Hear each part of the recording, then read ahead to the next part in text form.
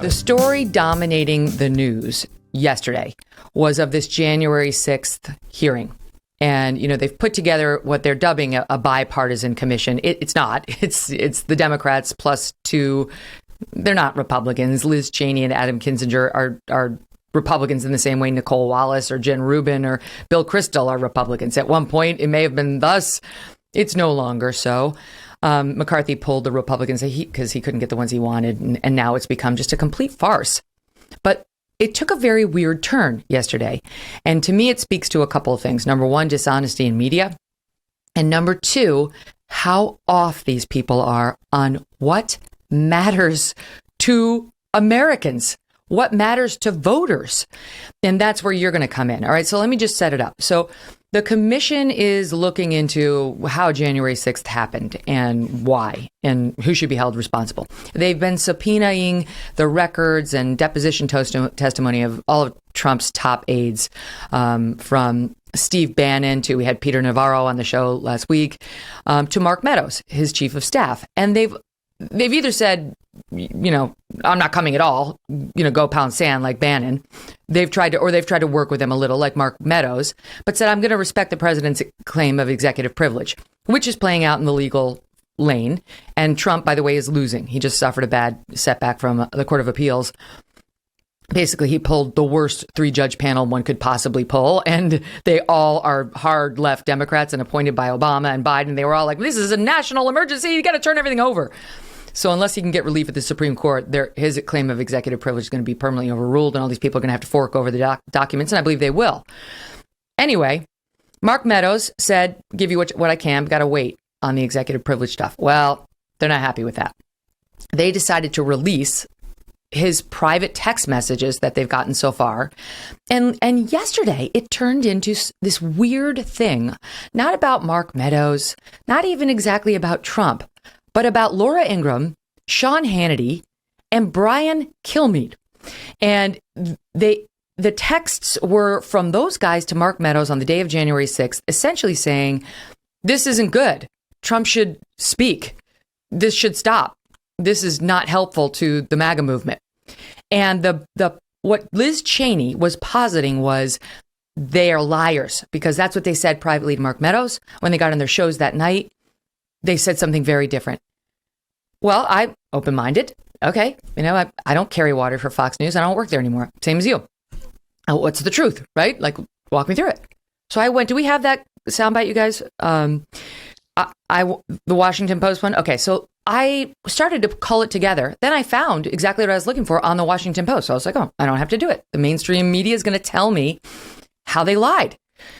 Now, in the law, bear in mind while you watch this, there's something called improper impeachment. If you take the stand, Dave, and you say, the sky is blue, and I say, okay, fine. But if you take the stand and say, the sky is, you know, yellow, and I know it's blue, I get up there and I say, I want to impeach this witness. He previously said the sky was blue. He knows it's blue. Why is he saying it's yellow? They'd let me come after you. But if what you had said previously was it's blue, and then you took the stand and you said, it's light blue, and I tried to get you, the judge would sit me down saying that's improper impeachment. You don't have him. That you're making up this impeachment moment. And I'm telling you, that's what's happening right now with Liz Cheney and the Fox News hosts.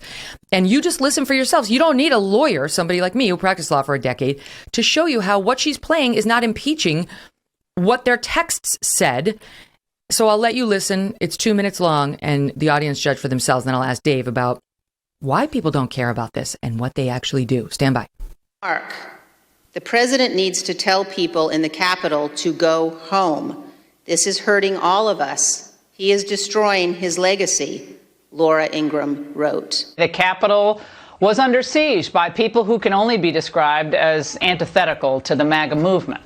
Now, there were likely not all Trump supporters, and there are some reports that Antifa sympathizers may have been sprinkled throughout the crowd. Please get him on TV.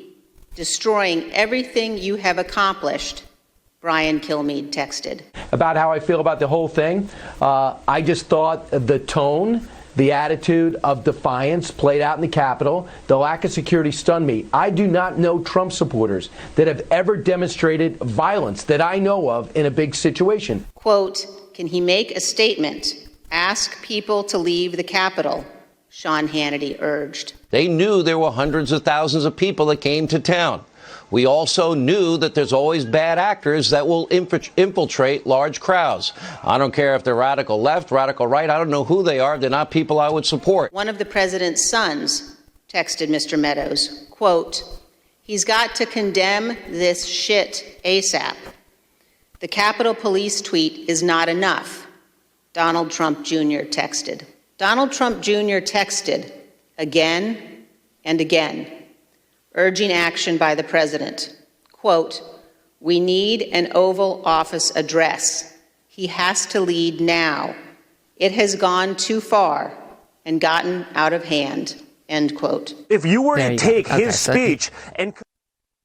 Now she gets to Don Trump defending his dad. Nobody is surprised by that.